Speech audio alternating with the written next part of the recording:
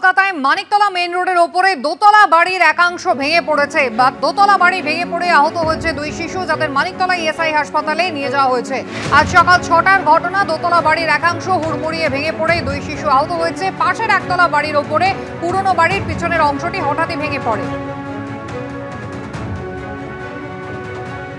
এর আগেও আপনাদের দেখিয়েছিলাম গিরিশ পার্ক চত্বরে কিন্তু বাড়ি ভেঙে পড়ার ঘটনা। আর এবার একেবারে উত্তর কলকাতায় মানিকতলা মেইন রোডের ওপরে দোতলা বাড়ির একাংশ ভেঙে পড়েছে। সরাসরি ছবি আপনাদের দেখাবো। হিন্দল দে রয়েছেন আমাদের সঙ্গে। হিন্দল, একটানা যে বৃষ্টি হচ্ছিল তার জেরেই কি পুরনো বাড়ির একাংশ ভেঙে পড়লো?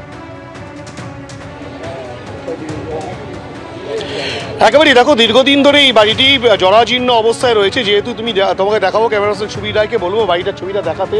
এই বাড়িটি কিন্তু একটা রাজবাড়ি এবং দীর্ঘদিন ধরে জরাজীর্ণ অবস্থায় পড়ে রয়েছে।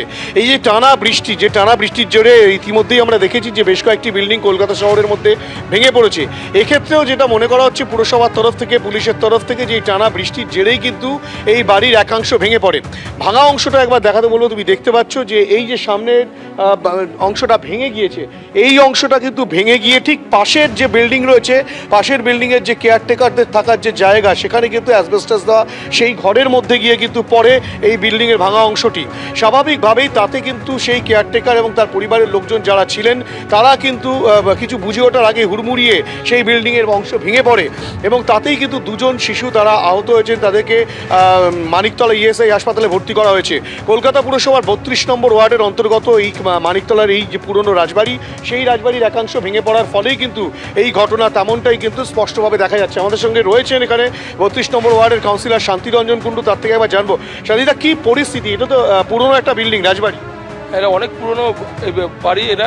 এটাতে ওই আমাদের প্রণব ব্রোস বলে আমাদের ৩২ নম্বর ওয়ার্ডে 82-তে মানে উনি কাউন্সিলর ছিলেন, 85 এই ওয়ার্ডে কাউন্সিলর ছিলেন। যে বাড়িগুলো সমস্যা হচ্ছে বৃষ্টির জন্য।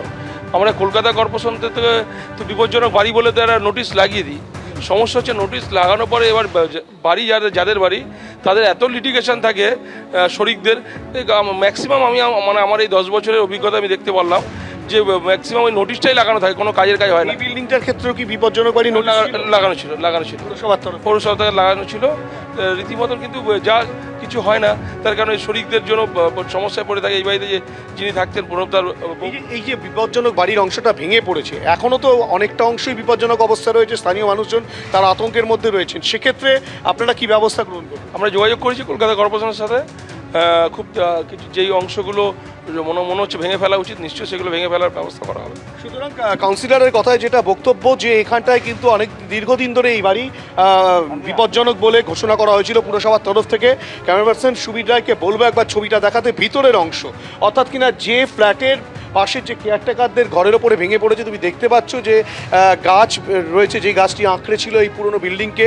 তার পাশাপাশি ইটের টুকরো, ইটের ভাঙা অংশ এবং একটা ব্যাপক অংশ কিন্তু ভেঙে পড়েছে পাশের যে বিল্ডিং, সেই বিল্ডিংয়ের মধ্যে।